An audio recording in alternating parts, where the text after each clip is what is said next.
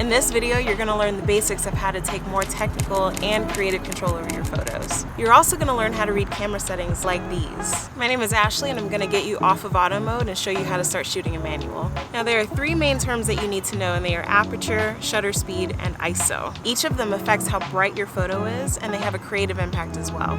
Aperture is the opening in your lens. It determines how much light enters the lens, and it also controls depth of field. Depth of field describes how much of your photo is in focus both in front of and behind your subject. A wide open aperture allows more light into the lens to create a brighter image. It also creates a shallow depth of field, meaning that less of the image is in focus. This is what allows you to get a blurry background and foreground, and it's very popular in portrait and product photography. A narrow aperture does the opposite. It lets less light in and creates a darker image. A lot of photographers will use a narrow aperture in things like architecture or landscape photography because more of the image is acceptably sharp. Aperture size is measured in what's called f-stops. The lower the f-stop number, the wider the aperture is, and the higher the f-stop number, the more narrow the aperture is. I know it can be kind of confusing at first, but you'll get used to it. Here are a few rough suggestions on how to choose an aperture size. If you're trying to get a blurry background, go with an aperture of around 3.5 or wider. And remember, the distance between the foreground, the subject, and the background matters. So the farther you place your subject from the foreground and the background, the more blurry those elements will be. If you're trying to get everything pretty sharp, I would say to start with around f5.6 or smaller. Keep in mind that these are only suggestions and they largely depend on distance and your specific lighting conditions.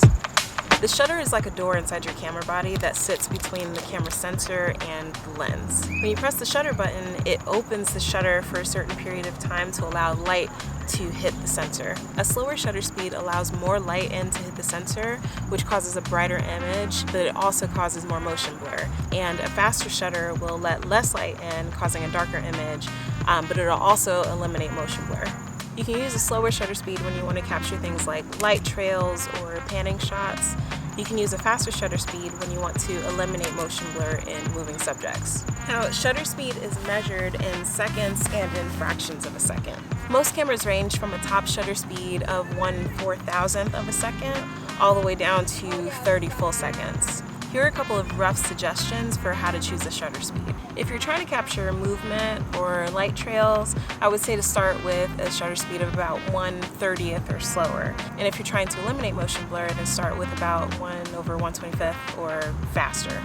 Alright, we still have ISO to talk about, but let's recap what we've covered so far. The aperture is the opening that allows a certain amount of light into the lens, and the shutter speed determines how much of that light hits the sensor. The aperture and shutter speed need to be balanced out in order to get a decent amount of light for your photos. If you increase the size of your aperture, you may need to use a faster shutter speed and vice versa. If your goal is to get a blurry background, then you would start by using a wider aperture and then adjust your shutter speed accordingly. If you want to capture motion blur, then you would set a slower shutter speed and then use a more narrow aperture. Aperture and shutter speed are actually the only two things that affect exposure or how much light is physically getting into your camera. ISO does not physically have an impact on how much light is actually getting into your camera, so it doesn't technically affect exposure. So, what's ISO?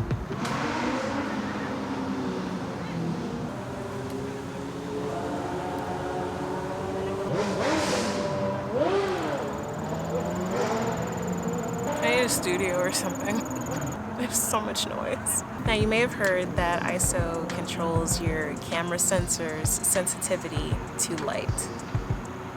That's bullshit. Now, the following explanation applies to digital cameras, not film cameras. ISO is an amplifier. It can artificially amplify the light that was already captured in a photo. This amplification happens once the camera has taken the photo and is processing the photo. Basically, you can use it to turn up the brightness in a photo when the aperture and the shutter speed weren't enough to get a bright enough photo. The thing to remember is that a higher ISO value will cause more image noise, which is like a visual distortion in the image. It's helpful to think of it kind of like a volume knob on a radio. When you turn up the volume, yes, the music will get louder, but the static will get louder as well. So here are a few rough suggestions on how to choose an ISO value. The settings that you choose for aperture, shutter speed, and ISO work together to create an image that is bright enough. Here are a few examples of some photos that I've taken along with camera settings so that you can get a feel for how these camera settings work together and why you would choose each one.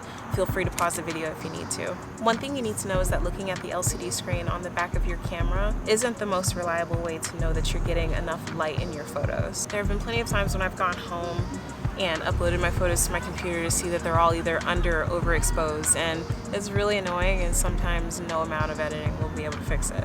One of the easiest ways to know that you're getting a decent exposure in your photos is by using a histogram. So click on this 2-minute video next and I'll show you how to use one. That way.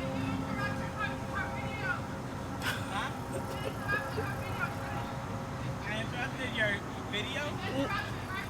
No.